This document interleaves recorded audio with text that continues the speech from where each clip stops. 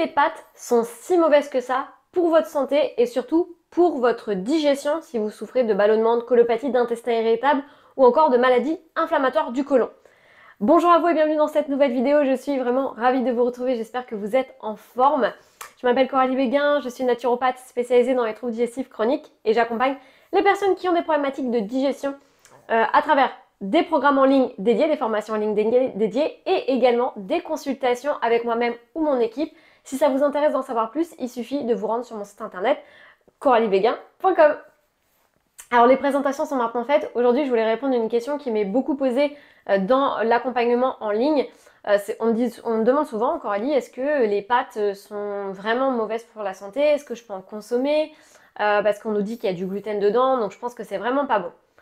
Encore une fois, je vais vraiment insister déjà, première chose, sur ce qu'on entend aujourd'hui dans les médias et dans les différents magazines. Parfois, on va montrer du doigt certains aliments en vous disant qu'ils sont extrêmement bons pour la santé ou alors très néfastes pour la santé. Et le gros souci qu'on a aujourd'hui, moi en tant que naturopathe, je me bats un petit peu avec ça, c'est que en fait, on va avoir différents aliments qui vont être étudiés. Et on va vous dire, ah cet aliment, ça protège contre l'inflammation, ça protège contre ceci, contre cela. Et souvent, ce que la majorité des personnes font, c'est qu'elles se mettent à consommer à outrance ce type d'aliment. C'est peut-être d'ailleurs votre cas, peut-être que vous avez dit, les légumes verts, ça protège énormément contre le cancer, contre des maladies cardiaques, etc. Donc je vais m'en mettre à manger quasiment tout le temps. Et le souci qu'on a avec ça, c'est que parfois, en fait, on en abuse de certains aliments par rapport à notre capacité digestive, par rapport à notre flore intestinale. Et on n'est pas tous égaux par rapport à ça. Il y a des personnes qui vont très bien tolérer plus de 3/4 dans l'assiette de légumes cuits ou de crudités, et d'autres même pas 1/4 de l'assiette. Donc ça, on n'est pas tous égaux. Et donc pour revenir sur le fameux sujet des pâtes, eh bien c'est pareil.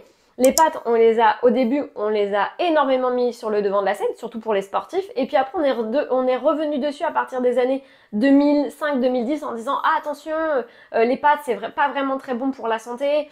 Surtout les pâtes avec du gluten, c'est très mauvais. Les pâtes blanches, il faut surtout, mais surtout bannir ça, c'est vraiment, vraiment très mauvais. » Donc finalement, la majorité des personnes, et peut-être que c'est votre cas, se tournent vers des pâtes complètes ou des pâtes semi-complètes, mais en général, c'est plus des pâtes complètes, parfois sans gluten, parfois avec gluten, ou parfois vous les arrêtez carrément.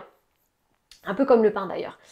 Et moi, ce que je tiens à vous dire, à chaque fois, vous savez que j'attache un point énormément important à l'observation des faits. Qu'est-ce que je vois sur le terrain? Qu'est-ce que je vois chez les gens que j'accompagne dans les troubles digestifs? Eh bien, je vois la même chose, c'est-à-dire que souvent, vous supprimez donc ce type d'aliments, les pâtes, mais c'est pas les pâtes qui posent problème dans la partie alimentaire et dans vos troubles digestifs. C'est souvent la quantité. Donc, si vous me dites, je me fais une assiette de pâtes avec du ketchup, en plus rempli à ras-bord au niveau de l'assiette, ça déborde plus du gruyère, oui, bien sûr que là, c'est pas une bonne alimentation. Mais si vous mangez un petit peu de pâtes de temps en temps, en changeant bien, en variant bien vos féculents, il n'y a pas de problématique. Sauf si vous êtes intolérant au gluten, sauf si vous avez de la maldigestion au niveau des féculents, ce qui peut arriver dans les cas par exemple de candidose ou de dysbiose. Des fois on ne supporte plus du tout les glucides et les féculents, ça fait des réactions tout de suite au niveau du corps, comme des réactions cutanées, des crises d'urticaire, etc. Mais au-delà de ça, tout est question de quantité et de modération. Donc si vous aimez bien les pâtes et en plus que par exemple vous allez en Italie et vous dites non, je peux absolument pas manger de pâtes, sachant qu'en Italie c'est le pays des pâtes, des pizzas, etc. C'est pas forcément le pays qu'il faut choisir en cas de troubles digestifs. Je préfère vous prévenir. Mais en tout cas, ce qu'on peut constater, c'est que en fonction des quantités que vous allez mettre dans votre assiette, eh bien si vous poussez trop en termes de quantité au niveau des pâtes et qu'en plus votre assiette n'est pas digeste, pas équilibrée, pas saine, et ça je vous invite vraiment à télécharger le e-book Les 5 piliers de santé et de digestion où j'explique tout dedans sur comment éviter les troubles digestifs et se réapproprier son corps et sa santé.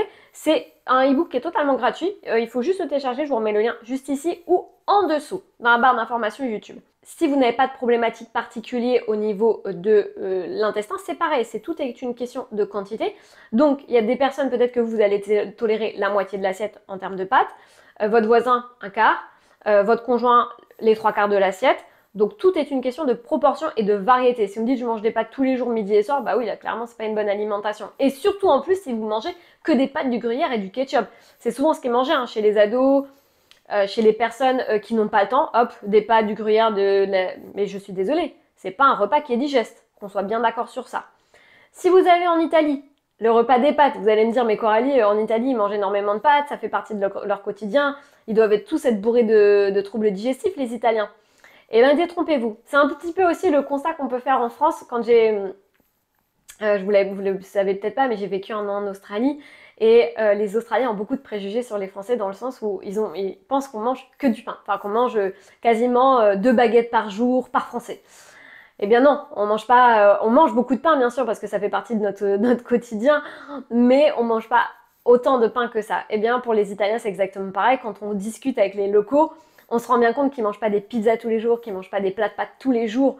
Et c'est souvent, en fait, à la base, c'était des plats de pauvres. Hein. La pizza et les pâtes, avec tout ce qui était un petit peu mis à côté, c'était des plats de pauvres. Ça est revenu au goût du jour. On les prépare maintenant de façon différente, avec d'autres ingrédients, etc. Et c'est génial.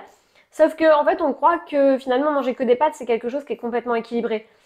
Donc, je le répète encore dans cette vidéo. Et je sais que parfois, vous pouvez être crevé de votre journée, que vous avez la flemme, on a tous des fois hein, plus l'envie du tout, que vous pouvez être fatigué, surmené de votre journée, et donc on a vite la sensation que de faire des pâtes, c'est la facilité, c'est quelque chose de digeste qui va nous tenir au corps.